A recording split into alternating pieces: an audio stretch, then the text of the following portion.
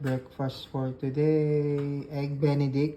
Ang tawag dito, ante? I forgot kung ano. Kasi yung isa niyan merong ham or merong salmon. I forgot.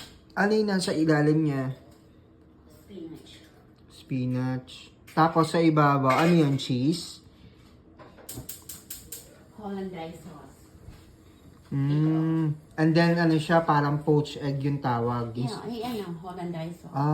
Ayan. Okay. Don't take my hand. Okay. Ayan, may salmon yan. Okay. Ayan ang mga special na mga... Tapos parang nilaga lang yung egg, ganon. Ito na nga, come here. Hindi mo ako magtatanong ka, Ayan o.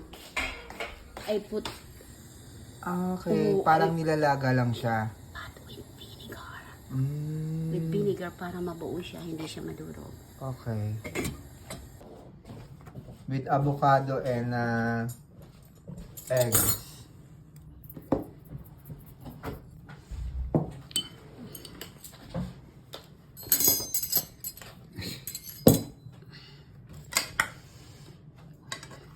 Dapat nga marami akong foods, but I don't have time.